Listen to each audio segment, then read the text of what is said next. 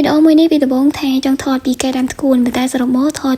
ឡើងពេញកន្លះថ្ងៃតែពីធ្វើការងារផ្ទះពេលព្រឹករួចអស់ហើយឥឡូវដល់ពេលឲ្យបាយជ្រូកពេលថ្ងៃទៀតហើយម៉ោងខ្ទង់11 12ហ្នឹងហើយខ្ញុំទៅបាញ់ទឹកជ្រូកហើយឲ្យបាយតែសារជ្រូកកូនហើយបានមកថែរកដាំធ្គួនប៉ុន្តែឃើញតែបែកនៅក្នុងទួពេលអញ្ចឹងហើយយកមកញ៉ាំមានចេកមានស្វាយដែរតែពីអង្គញ៉ាំត្បាយញ៉ាំចេករួចហើយខ្ញុំ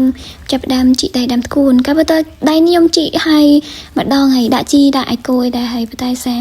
ក្របានដាំហ្មងកាលហ្នឹងទៅទិញក្របអត់មានហើយខ្ញុំអត់បានទៅផ្សារហើយក្របធ្គួនដែលខ្ញុំយកមកដាំនេះខ្ញុំទិញអ្នកភូមិទិញអ៊ំដែរគាត់លក់នៅក្នុងភូមិនេះដែរណាមួយផ្សារនៅនឹងឆ្ងាយដែរពេលអញ្ចឹងហើយខ្ញុំខ្ជិលទៅតែក្តៅផងអីផងជីកដៃរឿងហត់ដល់ពេលអញ្ចឹងហើយខ្ញុំមកសារ៉ាផឹកទឹកមិនតិចហើយបានទៅបំបែកដៃដាំធ្គួនតទៀតហើយរងខ្ញុំធ្វើជា2វាមិនសូវជាធំមែនទេប៉ុន្តែខ្ញុំចង់បំបែកធ្វើជា2ហើយមើលទៅឃើញស្អាតពេលវាដោះមកពេលបំបែកដៃបានមកថៃខ្ញុំធ្វើបែបយកដៃយើងឈោធ្វើជាកឡុកឲ្យវារឹងជ្រៅហើយរយក្របធ្គួនហ្នឹងហើយក្របធ្គួននេះខ្ញុំត្រាំសិនណាប៉ុន្តែខ្ញុំត្រាំ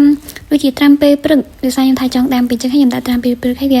បែកបើខ្ញុំហៅខាងខ្ញុំហៅថាបែកមកចាបវាបែកប្រេះហើយពេលយើងត្រាំចឹងវាឆាប់ដោះហើយកំពុងតែដាំនឹងមេចាប់ដើមខ្មៅហើយខ្យល់មកឡើងខ្លាំងហើយខ្ញុំឡើងអត់ចង់ហ៊ានថតដោយសារខ្ញុំថតទូរស័ព្ទហើយដល់កំពុងថតហ្នឹងខ្ញុំដាក់ទូរស័ព្ទបញ្ចូលទូក៏ពេលអញ្ចឹងហើយអត់ដឹងថាអាសណាញ់ដែលខ្ញុំដាក់ខាងកុំឲ្យមិនចូលនឹងវាមកបាំងពីកាទេពេលដាំរួចហើយចាប់ដើមស្រោចទឹកម្ដងហើយទឹកនេះខ្ញុំបំដាក់ធុងទូដោយសារខ្ញុំបានដាំស្ពៃមុនហ្នឹងហើយវាទៅដាក់អស់មកទូចដែរហើយដាំស្ពៃជាមួយនឹងសាឡាត់លើថាអញ្ចឹងទេបងប្អូនថាចាំមិនយកទៅយកបាញ់តែម្ដងទៅទៅយកមានដែរប៉ុន្តែវាខ្លីពេកពេលអញ្ចឹងហើយបាក់តាយួរនឹងធុងដាក់ស្រោចហើយកន្លែងហ្នឹងមានលប៉ោហើយប៉ុន្តែលប៉ោក្តឹបឡើងច្រើនប៉ុន្តែវាអត់កាន់ទេវាជ្រុះអស់ហើយមានឡើងមកដើមដែរហើយមានរនងសាញហើយក្លោកដែរហើយខ្ញុំទៅតែកាត់ស្អំយកមកដាំវាអត់តាន់ជាលាស់ទេខ្ញុំដាំនិយាយទៅស្អំនឹងដាំយូរដែរវាអត់តាន់លាស់ហើយឃើញចុចចង្អុលខ្ញុំប្រាប់ថាធ្គួនខ្ញុំដាំ2រងហើយមានអាទូចបន្តិចនោះហើយបើអាម្ខាងទៀតខ្ញុំដាំស្ពៃហើយនឹងសាឡាត់ហើយមានកូនល្ហុង2 ដាំដែរនិយាយទៅទឹកដាំដែរពេលចឹងវាអត់តាន់ធំទេតែពីដាំរួចខ្ញុំចាប់ដើមទៅដាំបាយនិយាយទៅធ្វើអីញ៉ាំម្ដងហើយតែដាំបាយសិនតើមកបានមកធ្វើម្ហូបតហើយម្ហូបនឹងខ្ញុំធ្វើស្ងោរអណ្ដូងពោះជាមួយនឹងសាច់ជ្រូកនិយាយទៅធ្វើយកសាច់ជ្រូកញ៉ាំចូលអណ្ដូងពោះហើយដាក់ស្ងោរនេះអណ្ដូងនេះខ្ញុំហៅអណ្ដូងពោះអ្នកនៅខាងភូមិខ្ញុំហៅអណ្ដូងពោះតែពេលខ្ញុំប្រឡងពេញសួរគេហៅវាអណ្ដូងពោះអត់គេហៅដាក់ស្ករទេដឹងគេហៅអណ្ដូងអី